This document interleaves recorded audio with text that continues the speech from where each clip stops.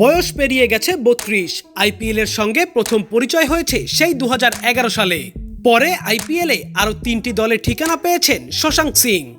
ম্যাচও খেলেছেন এবারের আগে। একমাত্র ওয়ালটন এসি দিচ্ছে 1 বছরের রিপ্লেসমেন্ট গ্যারান্টি এবং কম্প্রেসারের 10 বছরের গ্যারান্টি।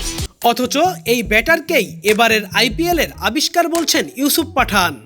চলতি আইপিএলে যেভাবে আলো ছড়াচ্ছেন পাঞ্জাব কিংসের এই আগ্রাসী ব্যাটার, পাঠানের সঙ্গে দ্বিমত করার লোকও হয়তো খুব বেশি নেই।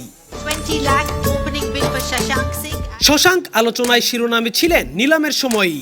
তবে যেভাবে তিনি খবরে এসেছিলেন তা কাঙ্ক্ষিত নয় কোনো ক্রিকেটারের জন্যই।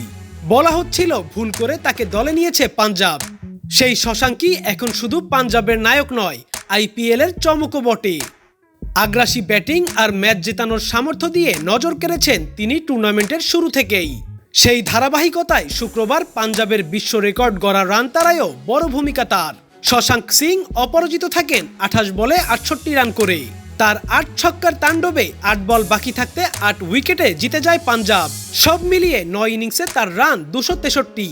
ফিনিশারের কাজটা ঠিকঠাক করে অপরাজিত ছিলেন 5 ইনিংসেই। তাই তার গড়ও 65.75, স্ট্রাইক রেট 182.63, ছক্কা মেরেছেন এখনো পর্যন্ত 18টি।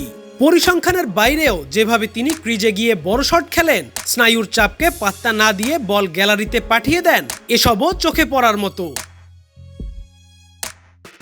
খেলোয়াড়ি জীবনে যিনি নিজেও পরিচিত ছিলেন বড় শটের জন্য, সেই ইউসুফ পাঠানও মুগ্ধ শশাঙ্কের শটের বাহার দেখে।